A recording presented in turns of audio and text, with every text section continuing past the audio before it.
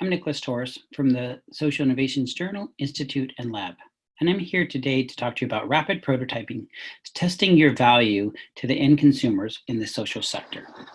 We often encourage social entrepreneurs or social innovators to test their idea, their innovation, their product, their service, or their system change on the consumer who would ultimately benefit from their idea.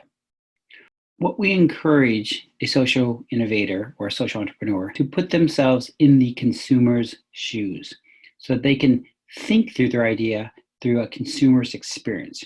We call this a consumer journey map. What we'd like you to do is to visualize that image and map it out similar to what you see on the screen. Key to this would be to map out the consumer's experience without your service or your product, and then map it out with your service or product, showing how their experience might be different. What this will do, it will give you a visual of which you can now test your idea or your service model with your target consumer, similar to what a company might do if they were developing a product. When you go out to test this idea, you have to know very well who your target consumer is. What we encourage you to do is to keep your explanation short, usually 2 to 3 minutes, in which case you'll explain your idea, your model, or your product to the target consumers. The most important part of this is to listen to their feedback without interruption.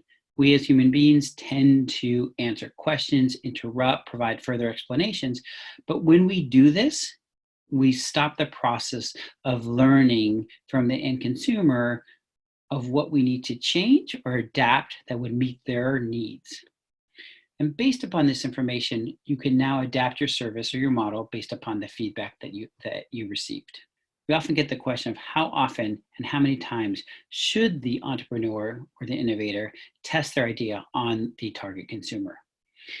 And the reality is you just need to repeat it and repeat it and repeat it as many times as necessary until you either develop common themes or you reach conclusions about how your model is of value to the end consumer.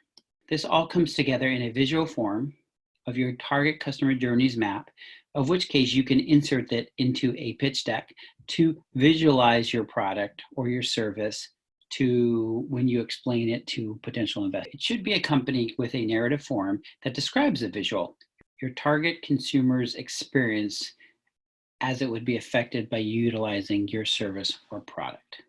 Thank you very much.